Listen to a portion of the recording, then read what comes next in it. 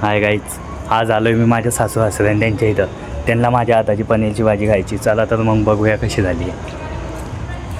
ही भाजी आपण 5 जणांसाठी करत आहे. तिथपर्यंत आपले टमाटे पण कट होत आहे. पनीर उकडेपर्यंत मसाला तयार करून घेऊ. मसाला बनवण्यासाठी जिरं, मोहरी, लसूण, अद्रक, कांदा आणि टमाट्याचा वापर केलेला आहे. एक एक गोष्टी करून सगळ्या तेलामध्ये फ्राय करून घेऊ.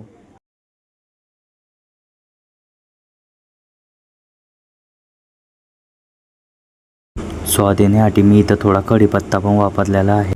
चला आता याच्यात टमाटे पण टाकून देऊ. सगळं चांगल्या प्रकारे मस्त कलसू द्यायचं.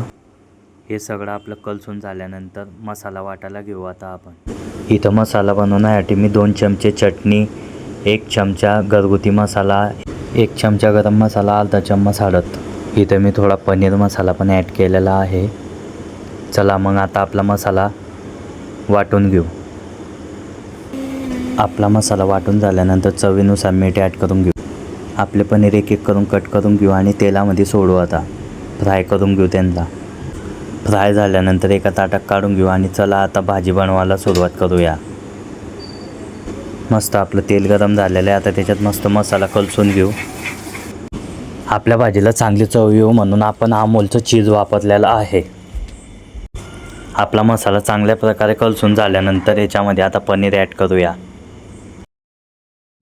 चला आपल्या भाजीला आता चांगल्या प्रकारे गदक सुटलेला आहे आणि आपण याच्यामध्ये थोडं चीज आणि थोडी कोथिंबीर ॲड करून घेऊ. चला आपल्यासमोर चांगल्या प्रकारे भाजी झालेली आहे.